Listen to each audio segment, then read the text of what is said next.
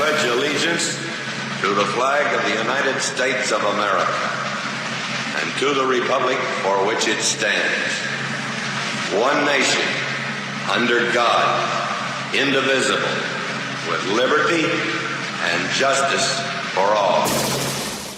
Hello, podcast listeners. This is Mac Payne here with episode 2928 of the Vietnam Veteran News Podcast, where we bring you news about the Vietnam War and the brave veterans who served there, as told to you by yours truly, a Vietnam veteran. In this episode, I will continue my program of paying tribute to Vietnam War Medal of Honor recipients. This is something that needs to be done to demonstrate the greatness of that generation. When you hear these stories about these 268 heroic Vietnam veterans, you cannot help but agree that was a great generation, despite what all those boneheaded anti-war protesters said about us when we came home. In this episode, I'm going to tell you about John Lee Levitow. He served in the Air Force over in Vietnam. His job was serving as a crewman on an AC-47 gunship. His aircraft was Spooky 7-1.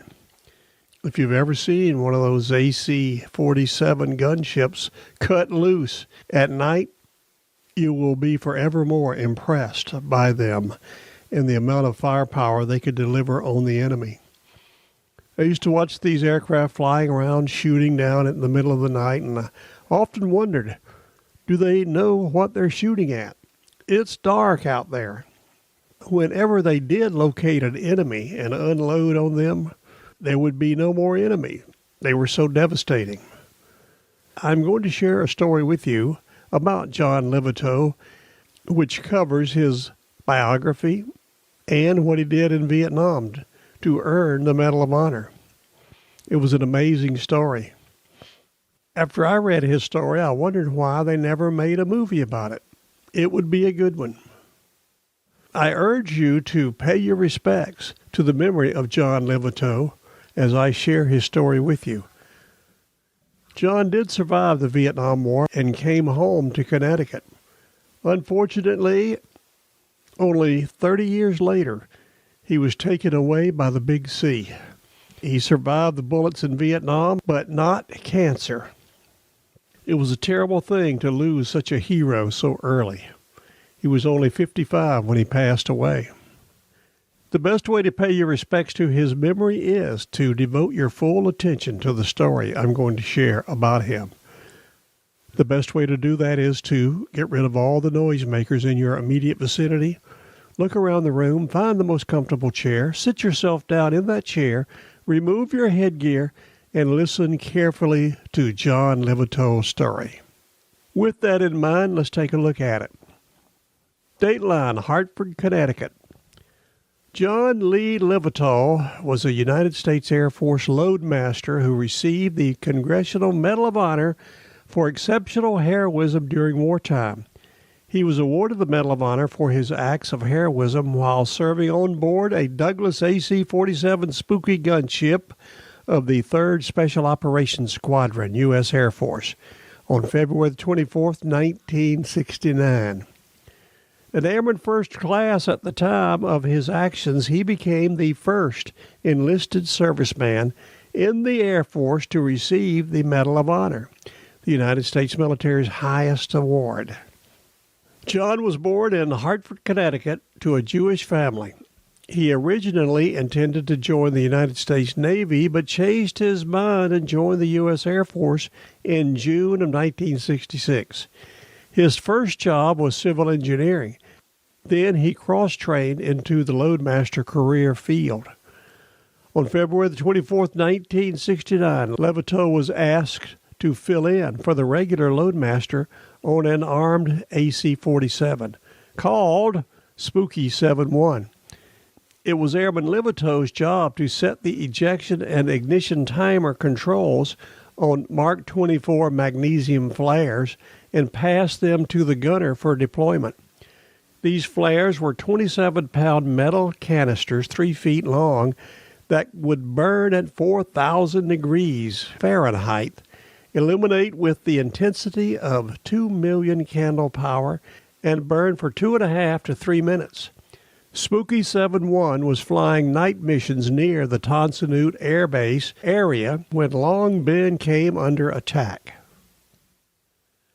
As the crew of Spooky 7-1 manned their aircraft patrolling the area, the pilot, Major Kenneth Carpenter, had seen muzzle flashes outside Long Bend Army Base. The pilot threw the AC-47 and its 8-man crew into a bank turn to engage the Viet Cong in the Tonsanute Air Base area. A note here, you are encouraged to go over to the podcast website. Check out episode 2928. There, not only will you see a picture of young John Levitow with his Congressional Medal of Honor on his uniform, you will also see a picture of an AC-47 in action. Continuing. On the pilot's command, Levitow and the gunner began deploying flares through the open cargo door.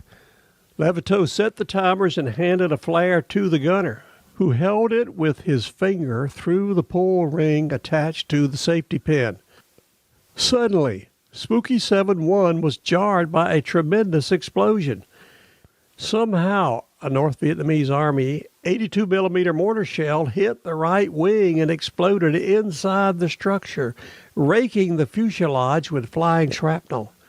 Everyone in the back of Spooky 7-1 was wounded, including Levitow, who was hit by shrapnel and experienced a concussion that he was quoted as saying, "Felt like being hit by a 2x4. The blast also jarred the flare from the gunner's hands, pulling the safety pin from the canister as it did so and arming the fuse. Despite more than 40 wounds in his back and legs, Levitow saw the loose flare, its fuse burning with clouds of smoke rolling amid ammunition cans that contained 19,000 rounds of live ammunition. When the flare exploded, it could detonate the ammunition and burn a hole through the floor to the aircraft's control cables below. Through a haze of pain and shock, unable to stand, and fighting the aircraft's 30-degree bank angle, Levitow crawled to the flare and threw himself upon it. Hugging it to his body, he dragged himself back to the rear of the cabin and pushed it through the open cargo door an instant before it ignited, saving the aircraft and its crew. When the aircraft finally returned to base, the extent of the damage became apparent. The AC-47 had more than 3,500 holes in the wings and fuselage, one measuring more than 3 feet long.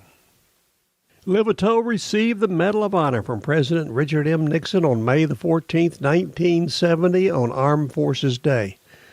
Sadly, Levitow died of cancer on November the 8th, 2000. He is buried at the Arlington National Cemetery in Virginia. His grave can be found in Section 66, Site 7107.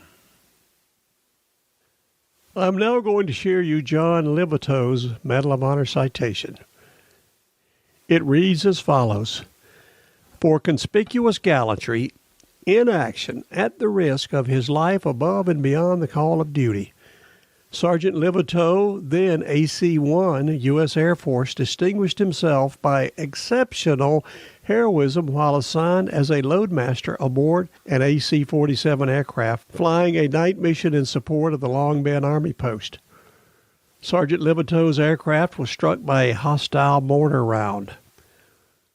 The resulting explosion ripped a hole 2 feet in diameter through the wing, and fragments made over 3,500 holes in the fuselage. All the occupants of the cargo compartment were wounded and helplessly slammed against the floor of the fuselage. The explosion tore an activated flare from the grasp of a crewman who had been launching flares to provide illumination for Army ground troops engaged in combat. Sergeant Levitow, though stunned by the concussion of the blast and suffering from over 40 fragment wounds in the back and legs, staggered to his feet and turned to assist the man nearest to him, who had been knocked down and was bleeding heavily.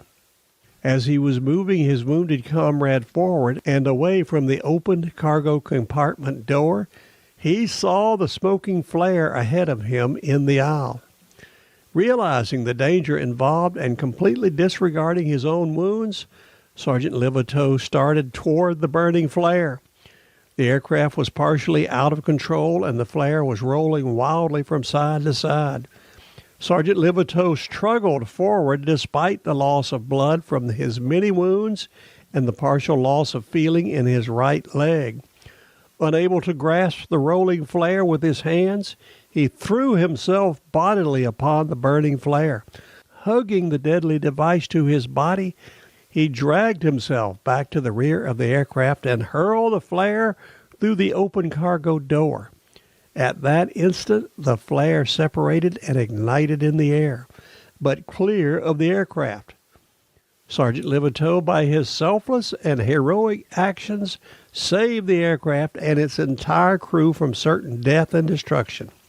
Sergeant Levitow's gallantry, his profound concern for his fellow men at the risk of his life above and beyond the call of duty are in keeping with the highest traditions of the U.S. Air Force and reflect great credit upon himself and the armed forces of his country.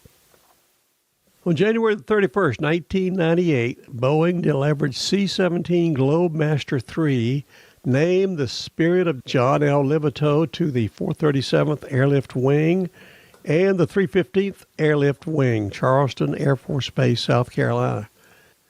Later transferred to the 105th Air Link Wing, New York Air National Guard. There you have the story of Vietnam War hero John Lee Levitow. America is extremely fortunate to have people like him who were willing to join the military and serve during wartime, and when the time comes, to do something extremely heroic. On behalf of a grateful nation and all of our fellow Vietnam veterans, I hereby issue John Lee Levitow an official Vietnam Veteran News podcast salute for his service to his country. John Levitow was and still is a great one. Rest in peace, sir. You deserve it. That is my opinion, and I am sticking to it. This is Mac Payne closing out episode 2928 of the Vietnam Veteran News Podcast. Thank you so much for listening to this episode. You are cordially invited to return again soon and often to listen to more that will be coming your way on this podcast, the Vietnam Veteran News. Again, thank you for listening. John Levitow, this is for you. Rest in peace, sir.